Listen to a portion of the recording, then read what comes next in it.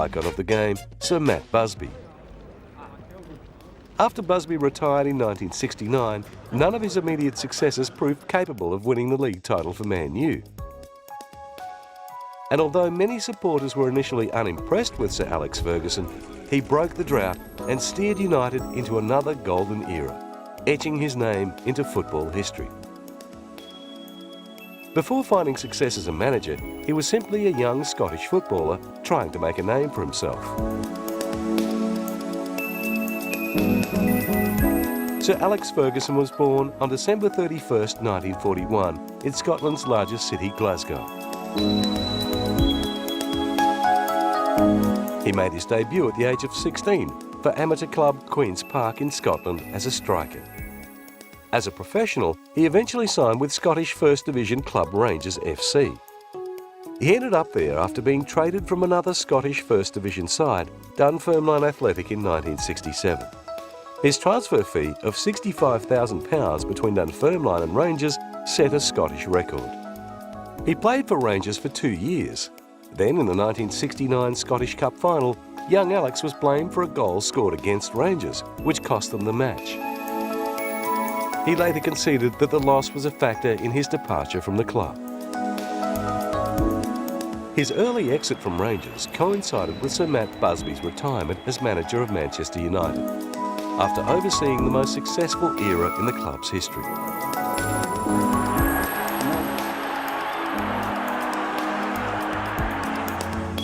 A fellow Scotsman, Busby had proved his mettle by building the winning team from scratch, and after the Munich air disaster decimated the side in 1958, he did it all over again. A new team. Call them babes, if you like. And that same conviction would overcome terrible injuries, and from the terror of a snow-swept runway in Munich, would inspire, heal, encourage, challenge again, until the cup was won. When Alex Ferguson succeeded Ron Atkinson in 1986, after almost 2 decades of disappointment, he faced a mighty challenge. But he took inspiration from Sir Matt's example of how to resurrect the club. I probably brought a great deal of sympathy at the time, and from there on, the romance is built, purely because the way Matt rebuilt the team and won the European Cup in '68 and did it the right way. Sir Matt had won 5 league titles, 2 FA Cups and 1 European Cup.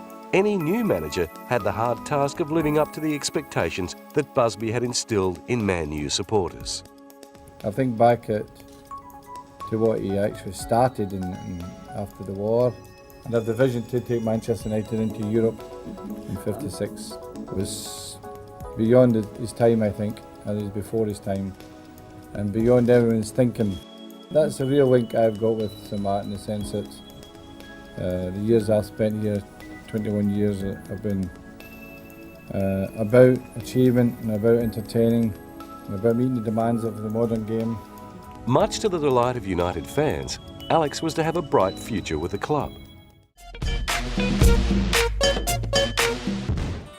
Manchester United were the second last in the league when Alex Ferguson took over midway through 1986. He managed to bring the side back up to 11th by season's end and save them from relegation. The next season, he made several major signings, and the team finished second behind Liverpool.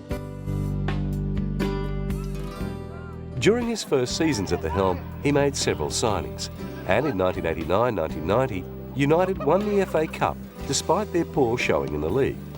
In December of '92, he made his most significant signing, acquiring Eric Cantona from Leeds.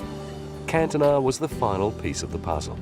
He became the star, as United finally broke a 26-year drought and became league champions. Their form continued into the 93-94 season, when they went one better.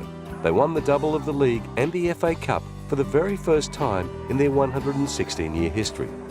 More success came in the 95-96 season, when they again won the double. They were indeed a force to be reckoned with.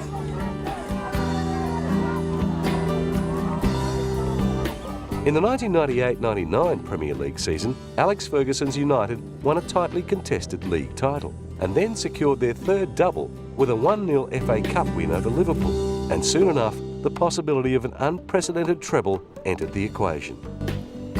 Well, obviously we are waiting on Ryan Giggs. It is a problem for us because we don't know for certain whether he's going to make it. And I always like to have the team in my mind, but we're going to have to wait. And I don't mind that in this situation because it can make a difference. The squad stayed remarkably calm leading up to the Champions League final. Yeah, I mean, it's exciting. I mean, you know, we've got the chance of winning 3 trophies.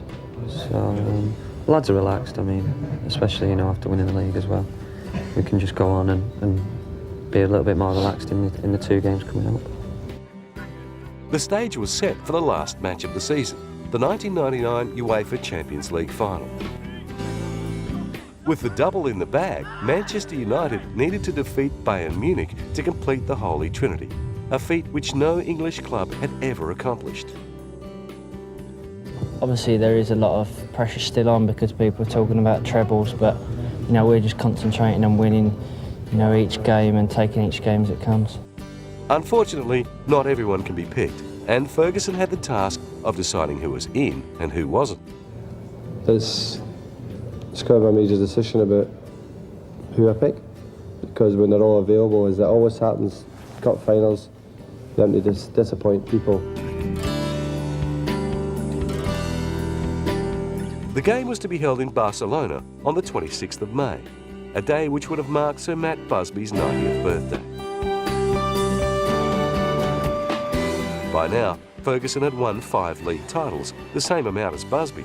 If he and Manchester were able to secure the Champions League trophy, Alex Ferguson would become Manchester United's most successful manager. United or Bayern? Man United. And the score for the game?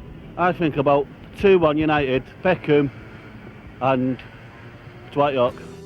The team arrived in Barcelona in great spirits, answering questions from the press and fans. The team had never been more closely scrutinised or under more pressure. Ferguson managed to keep himself and his side calm, at least on the surface. What about the flight? Fantastic. Wonderful.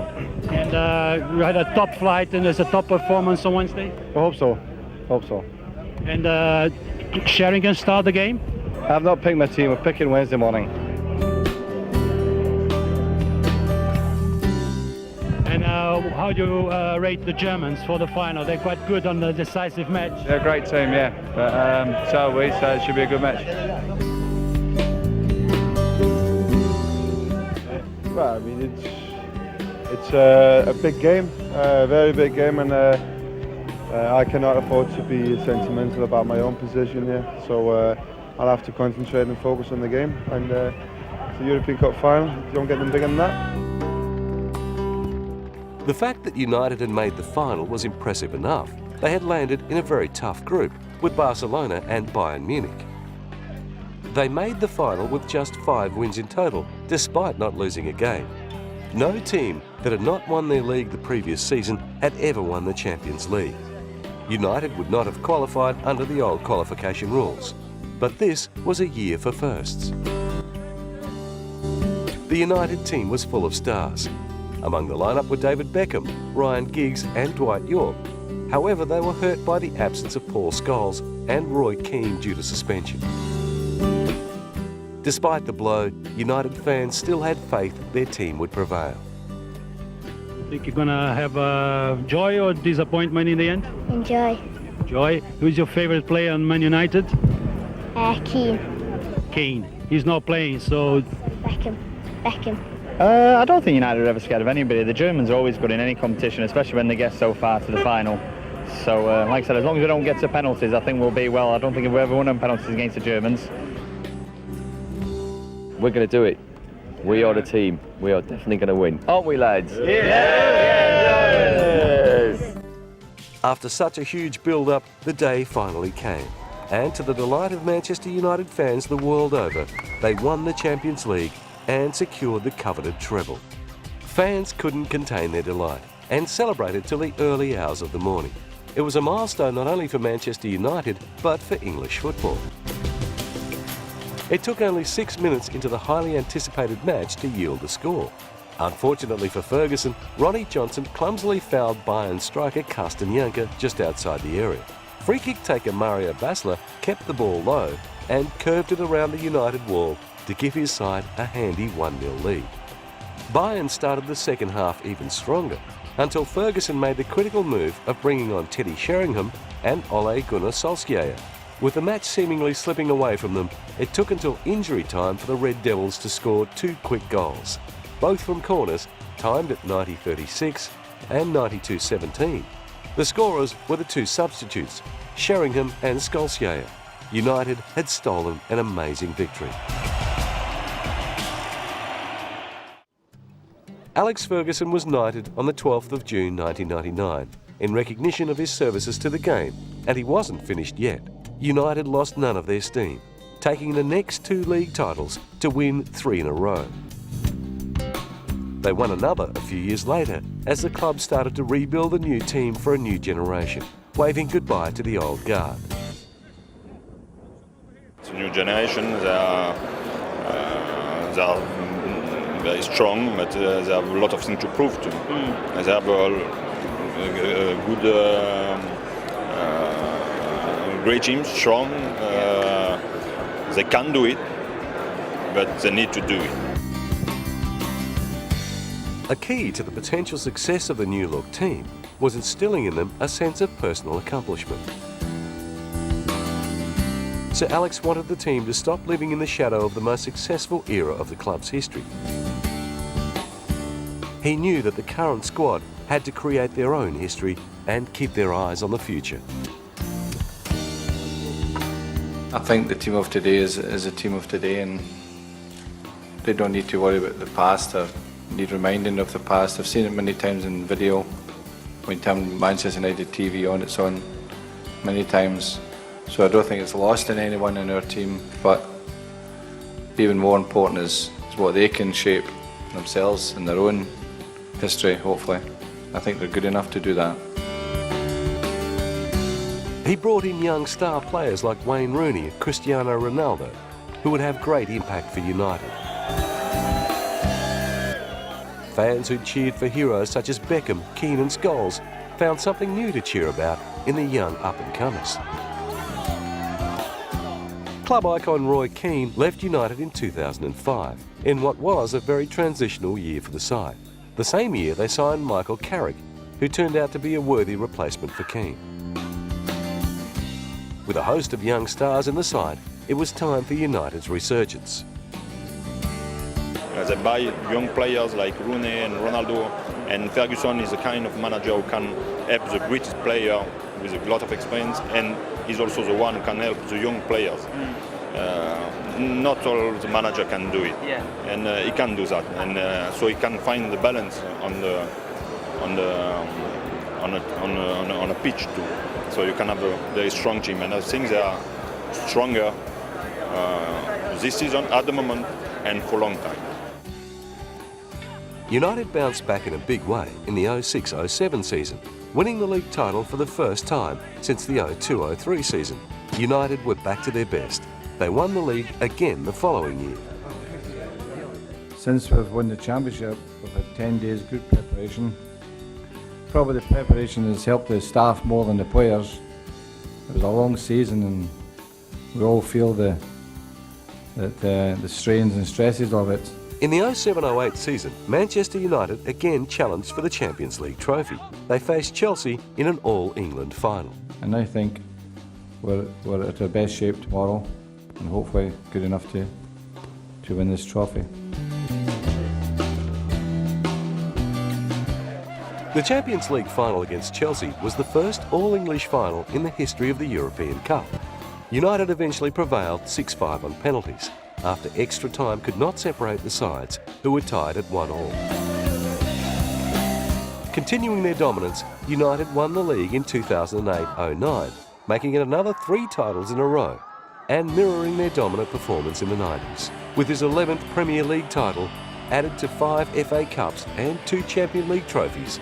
Sir Alex Ferguson had cemented his status as Manchester United's most successful manager.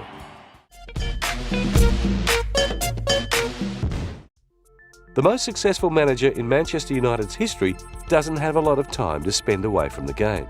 In between strategising for upcoming games, training, travelling and recruiting, Sir Alex has to endure the stress of watching his precious side play. No doubt the number of hours he devotes to his beloved football have put a fair amount of pressure on his marriage to his long-suffering wife Kathy, although by now she must be well used to it. The pair, who married in 1966, have 3 sons together. Mark, who was born in 1968, and twins Darren and Jason, who were born in 1972. Darren has followed in his father's impressive footsteps and currently manages second-tier club Preston North End. Under his management, the club is currently winning 42% of their games. In 1999, following the Red Devils' record-breaking season, Ferguson heard that he was to receive a knighthood for his services to football. The news didn't come as a complete surprise. This is seen by the many millions who follow football and who are enthused about football as being a good reflection on the Labour Party. So it's part of a mutual adoration society. To the delight of thousands of fans, as of mid-June 1999, the treble-winning manager down at Old Trafford would now be referred to as Sir Alex. He first received royal recognition back in 1983, when he was handed an Order of the British Empire for his services to football. 12 years later, he'd been honoured again with a CBE. On accepting his knighthood, Sir Alex became the only English football manager besides Matt Busby to receive the honour. Sir Matt's knighthood had come after Manchester United won their first European title in 1969. Despite not guiding the Devils to the treble that season, Busby had accomplished the impressive feat of putting together a Europe-beating side after the horrific Munich air disaster. Where are you going? You can't play that goal too. Sir Alex became the 11th person to be knighted for services to football. Since then, 3 other members have joined the elite group, which boasts 14 of the most influential figures in football since Sir John Charles Clegg was knighted in 1927. During his time at Manchester United, Sir Alex has managed some of the greatest players of the modern era. Early on in his career at Old Trafford, he worked alongside the likes of Eric Cantona and Roy Keane, who were soon followed by the next generation of stars, including David Beckham, Gary and Phil Neville, and Paul Scholes. Today, it's the brilliant striker with the incredible work ethic that gets the fans to their feet. Wayne Rooney's aggressive game style, powerful strikes and precise headers have helped keep Man U at the top of the EPL. You know, work hard and try 110% each game. I think, you know, you've got to do that, and I think the fans see that and appreciate that. The Croxteth-born forward began his career at Everton before being transferred to Manchester United in 2004. Still only 18 years old when he left Everton, his transfer of around €28 million broke all records for a player under 20. Now in his mid-20s, Rooney can still remember his childhood ambition, striving for greatness and dreaming of playing against the world's best footballers. When I was a kid, I used to just love playing and practicing and just playing football really, and used to enjoy it. So, and I used to want it. I used to want it bad, and you know, I think that's where I am at the moment. And you know, I think for any young kids, I think if they do that, they'll have a chance. Now in the 8th season of his professional football career, Rooney has played over 350 games and scored more than 140 goals. He is just one of the many great footballers that Sir Alex has had the pleasure of managing at Manchester United. And he has no illusions about how lucky he has been. I've been very, very fortunate. I've had some great players with wonderful heart. I mean, his names trot off your tongue, like Canton and Mark Hughes, Roy Keane, Brian Robson, and now we've got this wonderful kid, Wayne Rooney. I mean, just the heart. And I think that when you sum it all up, you can talk about his skill, and you can talk about his pace and his ability to beat a man. But the thing that will always come out is because he's got the heart to do it. Despite Rooney's brilliance, it was Portuguese attacking midfielder Cristiano Ronaldo who stole most of the headlines during his 6 seasons at the club. Scouted by Sir Alex himself from Sporting Lisbon, it didn't take the young Ronaldo long to find his feet in the EPL. Although many of the Manchester United fans were up in arms when Sir Alex handed the teenager the famous number 7 shirt, Cristiano didn't let the moment get the better of him. And despite his inexperience in senior football and the fact that he was still a teenager, Sir Alex was more than happy with his progress.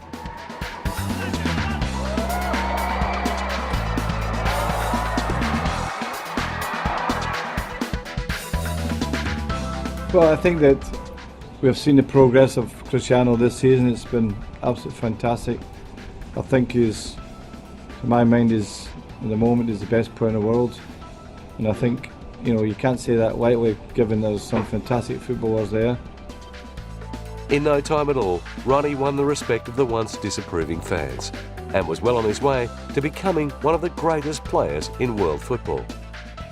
Especially Cristiano, he's winning games on his own. This season he's been unbelievable, and you know, I think at the minute he's by far the best player in the world. During his time at Old Trafford, Cristiano scored once every 2.5 games, including 42 goals from 42 appearances in 2007-2008.